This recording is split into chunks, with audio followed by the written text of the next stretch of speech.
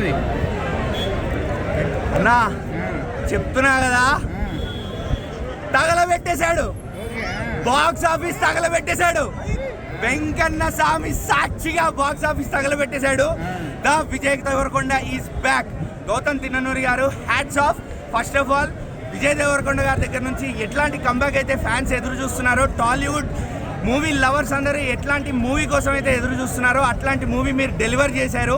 And Vijay Deverakonda గారి acting అసలు కల్కి సినిమా తర్వాత ఒక స్టాండ్ ఎలోన్ మూవీతో ఇంత టైం తీసుకొని వస్తున్నారు. లైగర్ లాంటి పెద్ద దెబ్బ తర్వాత ఇండియాని షేక్ చేస్తా అన్నారు అప్పుడు, కానీ ఇప్పుడు చెప్తున్నా బాక్స్ ఆఫీస్ని టాలీవుడ్ని మొత్తం షేక్ చేస్తున్నారు, బాలీవుడ్ని కూడా షేక్ చేయబోతున్నారు.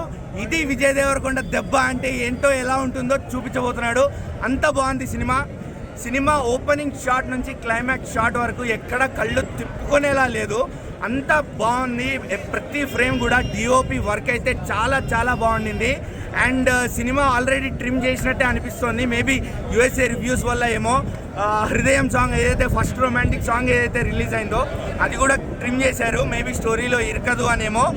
బెస్ట్ థింగ్ ఏంటంటే అదే మంచి పని చేశారు. ఎక్కడ కూడా సాంగ్స్ సిచ్యువేషన్కి సంబంధం లేకుండా వచ్చాయి అనిపించలేదు, అంతా బాగుండే. అండ్ బ్యాక్గ్రౌండ్ మ్యూజిక్ అనిరుద్ మళ్ళా నువ్వు మా బగ్గోడు అని ప్రూవ్ చేసుకున్నావు అబ్బా, అంతా నచ్చేసింది ఈ సినిమాలో. బ్యాక్గ్రౌండ్ మ్యూజిక్ కూడా అసలు పాట లాస్ట్లో ప్రీ క్లైమాక్స్ దగ్గర ఒక సాంగ్ స్టార్ట్ అవుతుంది.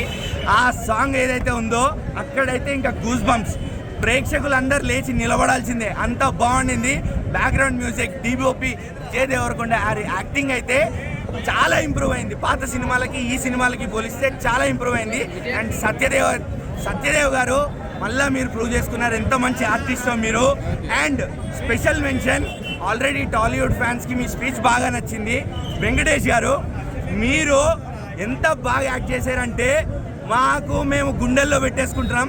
ఇంతకుముందు తమిళ యాక్టర్స్, మలయాళం యాక్టర్స్ చాలా మంది వచ్చారు, గుండెల్లో పెట్టేసుకుంటున్నాం.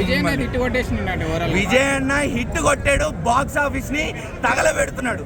మళ్ళా చెప్తున్నా, బాక్స్ ఆఫీస్ ని తగలబెడుతున్నాడు.